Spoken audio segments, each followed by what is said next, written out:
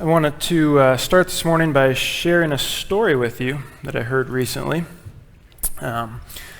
It's a story. I'm pretty sure it's a fictional story, but the backdrop for the story would be a carnival similar to the ones that kind of used to travel through small town America in times past. So the story goes like this. It says, each carnival had its strongman, but the one that came to this little town in Oklahoma featured the strongest man in the world. To demonstrate the power of his grip, the barker would cut a lemon in half and give it to the strong man, and with his left hand he would squeeze every drop of moisture out of it. The barker would then work the crowd to sell tickets for the rest of the performance inside the tent. And as an additional come-on, he said the carnival would pay anyone from the audience $25 for every drop of juice that person could squeeze from the lemon. This attention getter attracted the usual run of local talent, but none of them was successful. Then a small, nondescript man asked if he might try. Using only his thumb and 2 fingers of one hand, he squeezed 3 additional drops of juice from that lemon half. As the amazed carnival barker paid him his $75, he asked for the secret of his ability.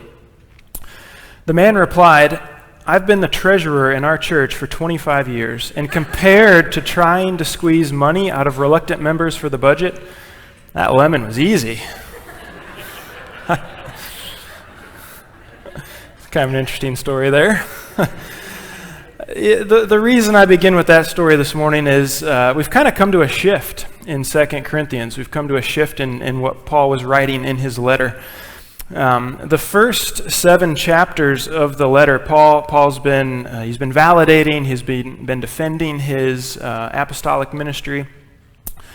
Well, in chapters 8 and 9, he shifts gears and he focuses on a financial collection being made for the impoverished believers of the Jerusalem church. And so we're going to spend the next 3 weeks studying these 2 chapters. And so in many ways, we've kind of come to a mini sermon series within the sermon series. These next 3 weeks will focus on giving, as Paul highlights in chapters 8 and 9. Now, regarding that story that I just told, perhaps it unfairly points the finger at churchgoers of this hypothetical church. I would argue that people outside of the church are just as protective of their money, maybe as reluctant to give their money as people in the church might be, but I also think that that's part of the problem. I think the fact that there's any truth to that story at all probably ought to make us hang our heads just a little bit. As we're going to see in these next 2 chapters, churches ought not be filled with reluctant givers who have to be coerced and squeezed like a lemon.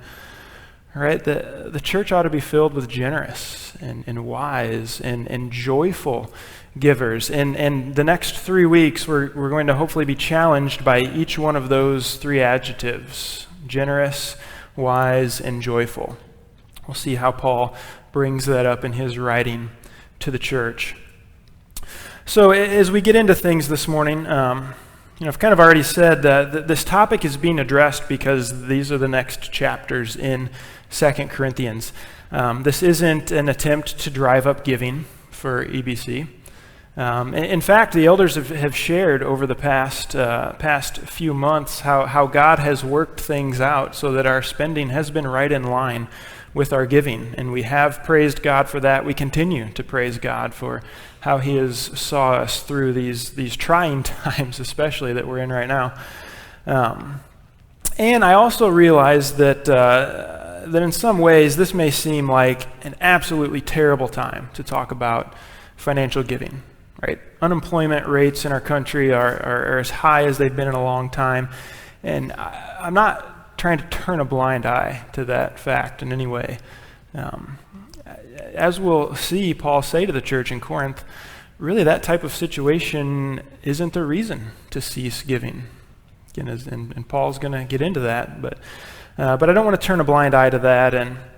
And also, I realize there's always a bit of conflict of interest when the pastor who's paid by the church talks about giving. I realize that.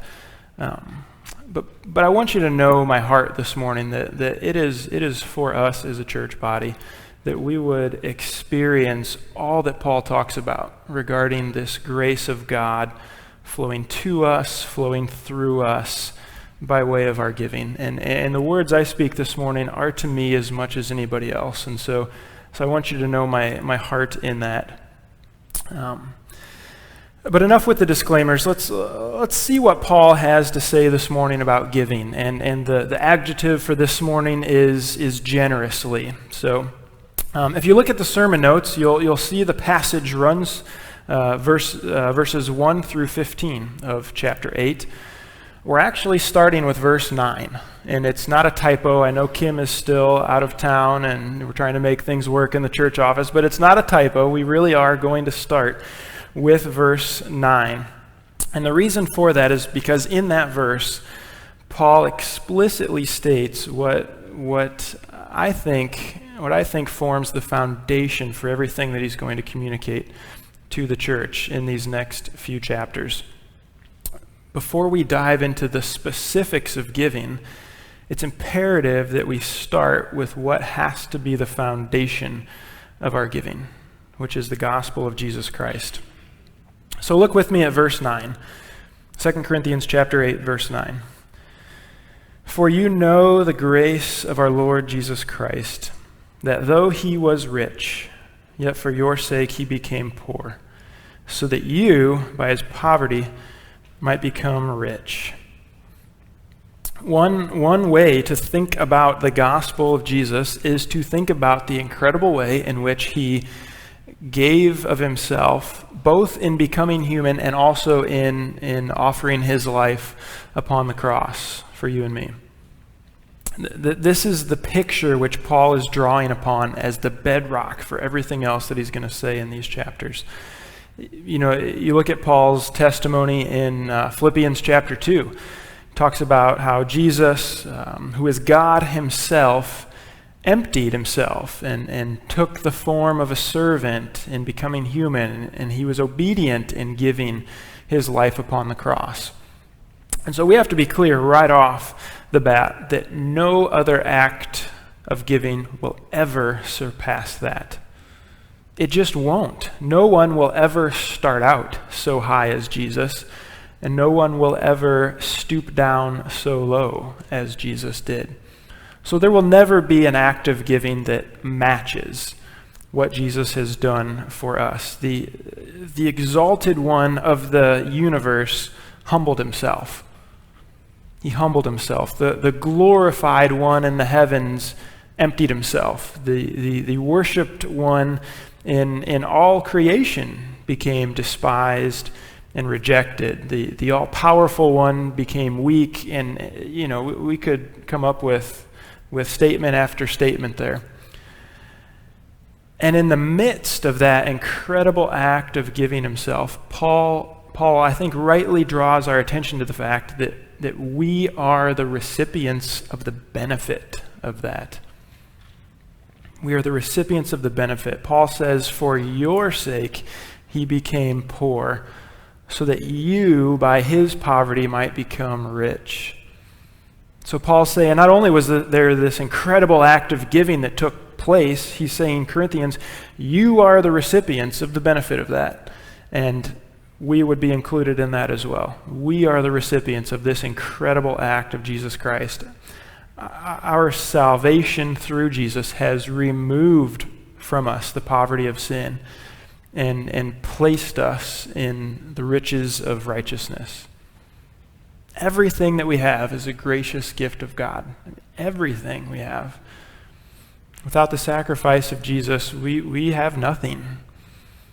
Now, sure, we might accumulate some things here in this life, but upon our death, it's all going to be given to somebody else. Without the sacrifice of Jesus, we have nothing. And so our conversation, the rest of this morning and in the 2 weeks that follow, they have to take place upon that foundation. Our giving must flow out of this reality that the Son of God became poor for our sake. It has to all be built on that. So that's why I started with verse 9, because it's just stated so well. And while the example of Jesus is the ultimate example, I think, of generous giving, it's not the only example that Paul mentions in this passage. So let's go back to verse 1, and we will start there and see what Paul says about another example. He says this: "We want you to know, brothers, about the grace of God that has been given among the churches of Macedonia. For in a severe test of affliction, their abundance of joy and their extreme poverty have overflowed in a wealth of generosity on their part. For they gave according to their means, as I can testify, and beyond their means of their own accord, begging us earnestly for the favor of taking part in the relief of the saints. And this, not as we expected, but they gave themselves first to the Lord, and then by the will of God to us." So there's really, I would say, just in those 5 verses, there is so much to be encouraged by and challenged by regarding the giving that was seen in this group of Macedonian churches. So if we just go down through those verses, the first thing that we see is that their giving was an act of God's grace in them. I would argue that God's grace in their life was seen both in their ability to give and in their desire to give as well. So God's the sovereign one. He's sovereign over all creation. He's the creator. He's the ruler. He's the owner of everything. And as the owner of everything, we are nothing more than stewards. We are stewards of all that he has given us in this life. That's a principle that Jesus referred to numerous times in his teaching. And so as a result, the fact that we have anything at all to share with others is a gift of God's grace in our lives. It truly is. I know it can be difficult to think that way, isn't it? I mean, when we see our name on the paycheck, when we think about the energy that we put into working the job to earn the money, when we pay the taxes to the government, right? It feels a lot like that's ours. But apart from the grace of God, we wouldn't have the time, we wouldn't have the energy, we wouldn't have the ability, we wouldn't have the opportunity to earn that paycheck. It's all a gift from God. It's all a measure of his grace poured out into our lives. And so that's true of the Macedonians. That's true of us as well. The fact they have anything to give is because of God's grace. And then the fact that they have the desire to give that Paul talks about here, again, that's a gift of God's grace in their life. It's the gospel working in their hearts. It's the gospel at work that drove them to give financially to the believers in Jerusalem. If it weren't for the gospel, they probably couldn't have cared less about people halfway across the known world. But they did, because of the gospel working in them. As the grace of God was poured upon them, as they became new creations through God's power and his work, they were led to give in a generous fashion. So we see God's grace at work in them. We also see that happened in the midst of affliction and poverty as well. Yeah, it's hard to know exactly what types of affliction the churches faced. We can read through the letters that Paul wrote to the church in Philippi, to the church in Thessalonica. Those were 2 Macedonian churches. We could maybe try and piece some things together from those letters. But at the end of the day, the details really aren't that important. What's important is that the churches didn't allow their situation to nullify their giving. Their afflictions didn't become an excuse. Their poverty didn't become an excuse. how often have we said in our minds, or maybe even said out loud as well, that we'll give to those in need once our situation improves just a little bit? Right? Have we ever said something like that? Once I pay off the car loan, then I'll be able to give to somebody in need. Or once I get that raise at work, or once my health is a little bit better, then I'll be able to do that. I think if we're honest with ourselves, we can always come up with a reason why it's not the right time, right? I mean, we can always come up with something. In this life, everything is not going to be perfect. There's always a reason we could come up with. I think we ought to be challenged by these Macedonian churches whose extreme poverty, as Paul said it, overflowed into a wealth of generosity. It reminded me back to the passage that was read this morning with Jesus sitting in the temple. He's watching the people bring their gifts into the temple, so the rich as well as the poor widow. Imagine if the widow had woke up that morning and just decided that because of her extreme poverty, she really didn't have anything to give. And we would look at her situation and probably say she didn't have anything to give. I mean, Jesus said she put everything in that she had to live on. I don't think any of us would have faulted her for saying, you've got a penny, you can go buy a loaf of bread to eat. I think we would have been okay with that. But it was her poverty which provided the situation that highlighted the attitude that Jesus pointed out to his disciples, that he praised before his disciples. Affliction, poverty, they don't negate our ability to give. I would say, on the contrary, they might perhaps provide the opportunity for a deeper work of God's grace in our lives through our continued giving in the midst of that type of situation. And along those lines, we also see that the giving of the Macedonians was sacrificial as well. So not only did they give generously out of their poverty, but Paul says they did so beyond their means. They gave beyond their means. So I don't think that means they went out and borrowed money so that they could give. I don't think they put it on the credit card, having no ability or intention to ever pay it back. I don't think that's what Paul's saying here. That what he's saying is that the giving that they were participating in, it would have forced them to make a sacrifice of some kind.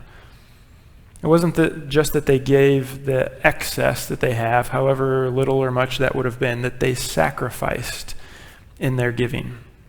Something along the lines of giving away the grocery money for the next week, not quite sure knowing where the meals will come from. That type of giving.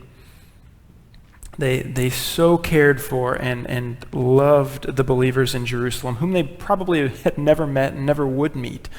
They so loved them because of the gospel that they sacrificed their own well-being in order to meet the needs of those believers. I mean, this truly is an incredible picture that Paul is painting of what took place. He continues on, verse 4, that this act of giving came from a strong desire within the Macedonians. It wasn't as if Paul came into town and preached this incredible sermon and so guilted them into giving that they kind of just had no choice. You know, Paul didn't lock the doors in the back and say, we're not leaving till this offering plate is full. You know, he didn't do that. It was a free desire on the part of the Macedonians. I mean, verse 4 says that the church had to beg Paul to take the money. They had to beg Paul to take the money. It seems like Paul was against it because he knew they were in poverty and he knew that they were giving beyond their means, but they begged him to take it. That's incredible, isn't it? I think the reason the church begged Paul to take the money is because they wanted to participate in this act of grace that was shown to the Jerusalem believers. They valued God's grace flowing through them more than they valued the physical things. You know, they more than they valued, I think, even their own well-being, as Paul talks about giving beyond their means. And you know, that's a message that flies in the face of the cultural narrative of our time, I think. You know, it's a message that the American church probably needs to hear, caring about the needs of others more than our own well-being. When was the last time we begged someone to take our money? And not money that we already owed them, but an act of giving. When's the last time we begged them to take it? When was the last time I was so excited to give to someone in need that I just couldn't hardly contain myself? That nothing was going to stop me. I mean, that's the desire that we see within the Macedonian churches here. And then finally, I think it all makes sense when you get to verse 5. This act of giving took place first and foremost because the believers devoted themselves to the Lord. In fact, I think it seems by the wording here that the church rightly believed that they were giving of themselves to God over and above giving to other people, to the believers in Jerusalem. They viewed it as an act of worship to God. They viewed it as giving to God first and foremost. And then by extension, it was going to others. It's almost as if they took Jesus' words in Matthew 25 literally, when Jesus said, "Whatever you did for one of the least of these, you did for me." I mean, that's the indication that we get here. Heaven forbid we take Jesus' words literally, right? That they're doing that. They're seeing it as worship of God, first and foremost. It's what drove this act that Paul talks about.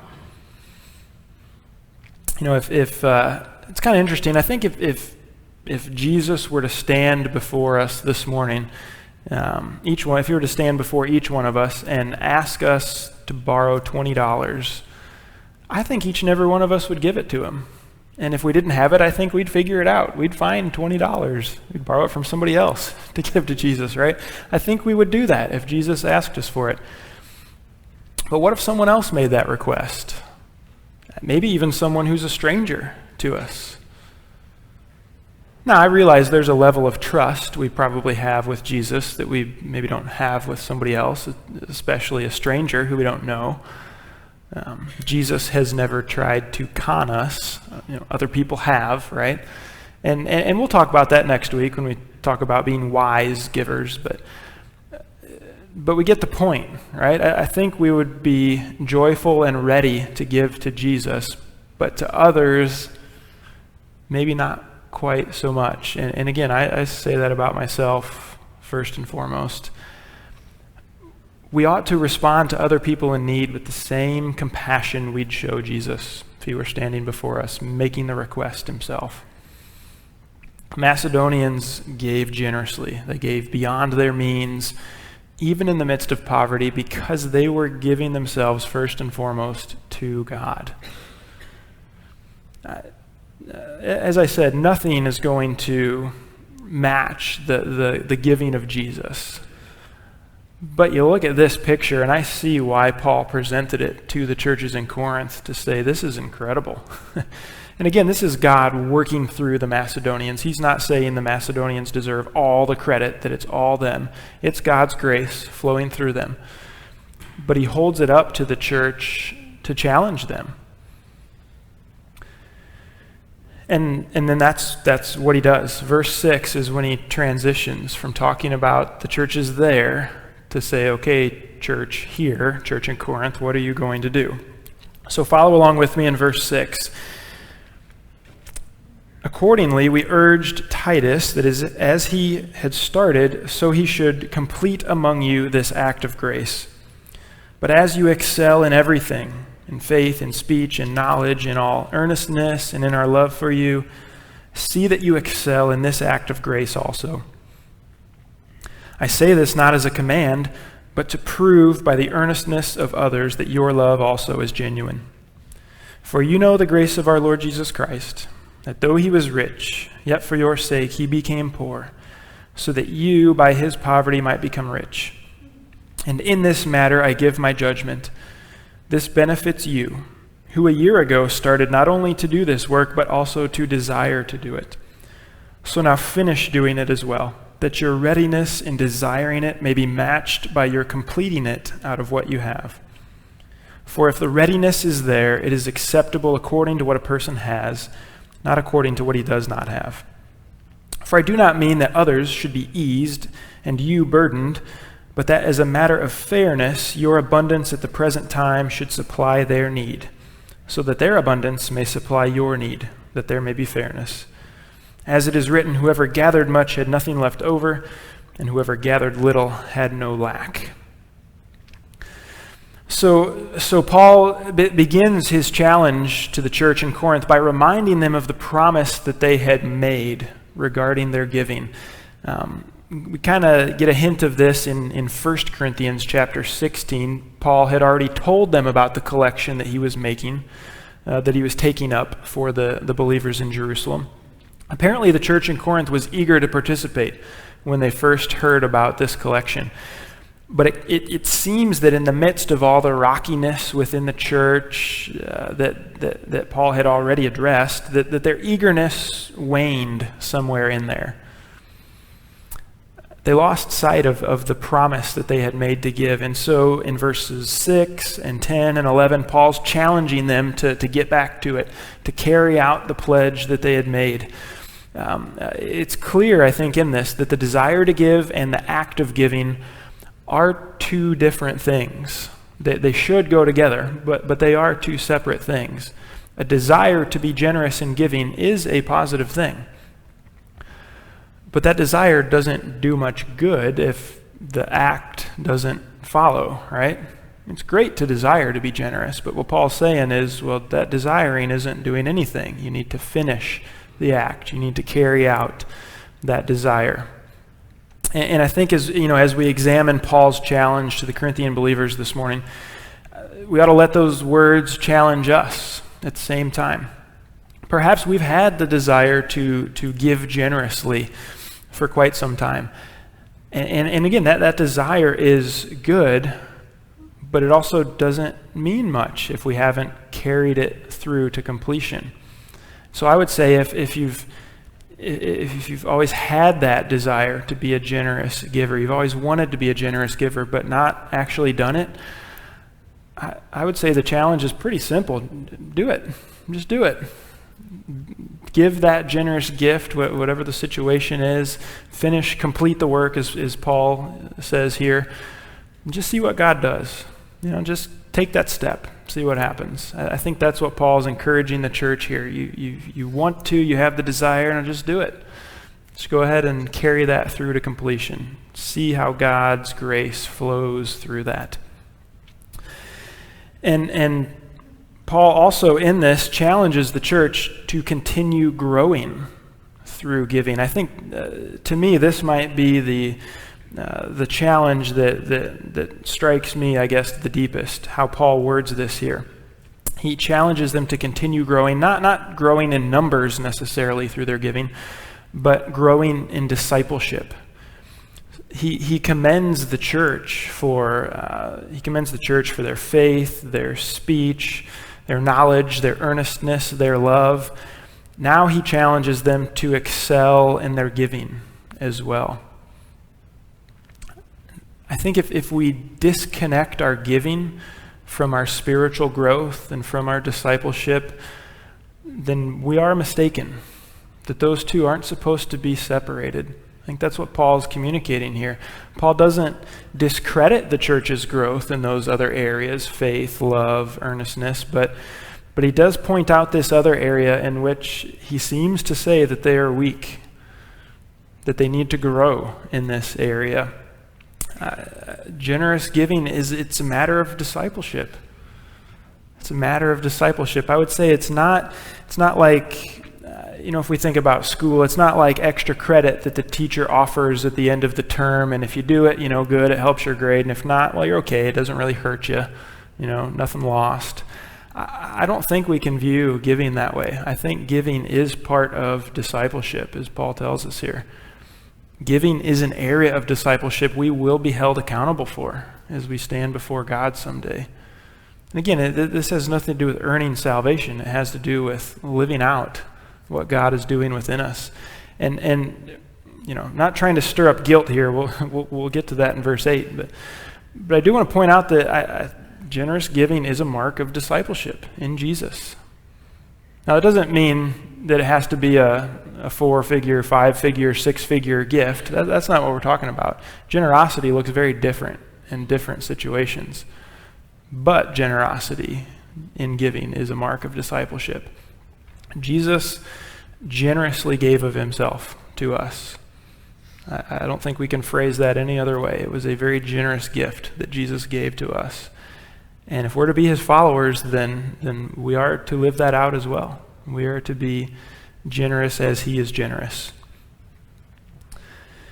But talking about guilt, right, twisting our arm, Paul notes in verse 8, he's not trying to guilt them into anything. He's not trying to force them to participate. He wants them to do it willingly. Their act of love ought to be genuine, not coerced, is what he's getting at. Paul doesn't specify an amount. He doesn't specify a percentage that the church ought to be required to give.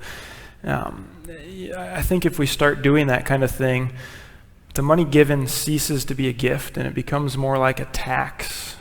We all know how fun taxes are, right? And that's not what it's meant to be about. And Paul doesn't turn it into that. He says it ought to be free. It ought to be a free gift that we give joyfully. That's what we'll talk about in the third week. So I'm not going to stand up here and say this amount ought to be given by each one of us or this percentage ought to be given by each one of us. I will say I think we ought to give something. I think that's a mark of discipleship. But the amount, the percentage, I mean, that's between you and God. That's between me and God, or you and your spouse and God. You know, what's he leading us to do? What's he equipping us to do? What's he asking us to step out in faith and do? I think to specify an amount or a percentage really just sucks the joy out of all of it. And again, we'll get into joy coming up in chapter 9. And along those lines, Paul challenged them in verse 12 to focus on their attitudes, focus more on their attitudes than the amount that was given. The Corinthian church probably could have given a gift that required very little sacrifice on their part and blown the gift of the Macedonian churches out of the water when you just think about dollar amount. The church in Corinth, it seems, was fairly well off. Probably wouldn't have taken them much to surpass the gift of the Macedonians. But Paul encourages them to focus on attitude more than amount. And it goes the other way as well. The church in Corinth maybe could have been depressed that the gift wasn't as big as they wanted it to be. They maybe, when they first heard about this collection, had grand visions of what they were going to do as a church, and maybe it didn't quite pan out that way. Maybe a pandemic hit, right, and a bunch of people lost their jobs. I mean, it can go the other way. We can focus on the amount being much smaller than we think it ought to be. And what Paul says is, no, it's the attitude. Attitude is more important than the amount. And again, we see that in the story with Jesus, right? Sitting in the temple. The attitude of the widow was what Jesus focused on. That sacrificial attitude that she gave everything that she had. You know, I think the minute that we begin comparing our giving to someone else in terms of dollar amount, we've missed the point. And I think it goes the other way too. The minute we become ashamed of our giving because of the dollar amount, we've missed the point as well. Paul says it's the attitude. He desires the church to be ready and willing to give according to what they have, according to what grace God has given them in their lives, as opposed to what they don't have. We can always look at the money we don't have and wish that we had it so that we could give more. Paul says, what about our attitude regarding what we do have?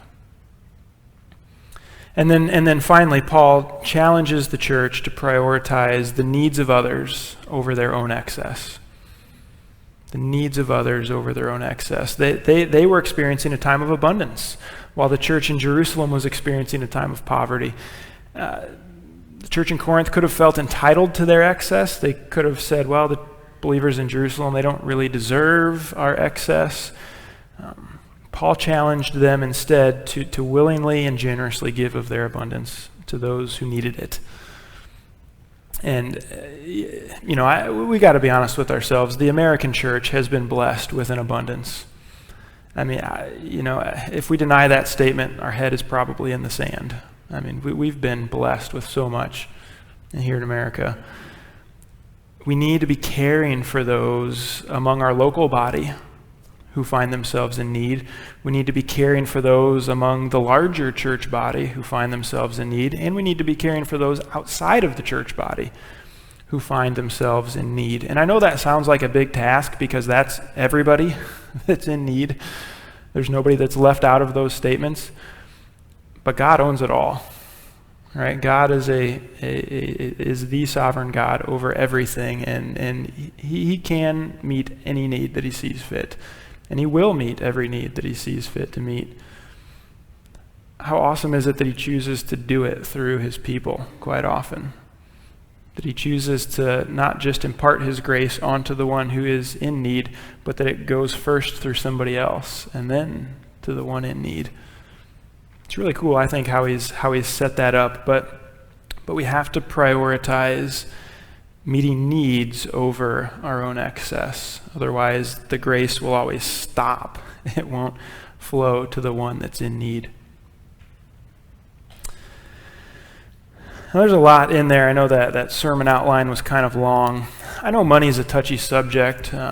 It's not my favorite thing to talk about, and we get 2 more weeks of it after this morning.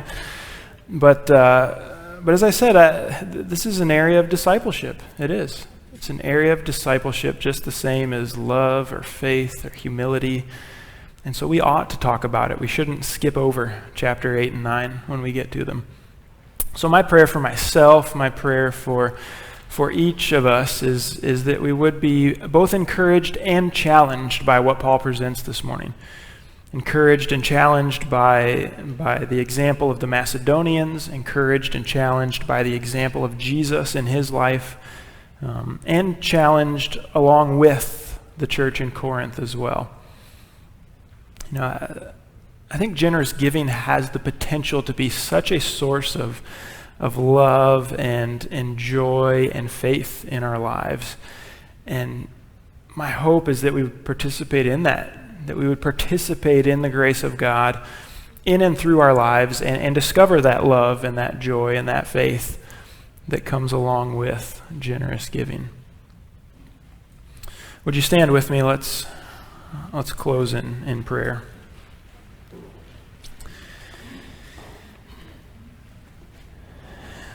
God, we recognize first and foremost this morning that You've blessed us, that we are rich because you have made yourself poor. And God, we may not see ourselves as rich all the time. There's always somebody that has more stuff than we have. There's always somebody that has something that we don't have. God, but would you help us to rightly view ourselves as rich? And not even talking financially here, but rich in grace, rich in love, rich in mercy. God, the things that truly do matter, we are rich in. Would you help us to value that so far above any sort of physical possession? We want to be people that bring honor to you. We want to be people that see your blessings flow through us. And so God, I pray that you would help each one of us, that you'd help me to grow in this area of giving. God, that we would be generous, that we would emulate the gift that you have given to us. Thank you for the challenge in these verses.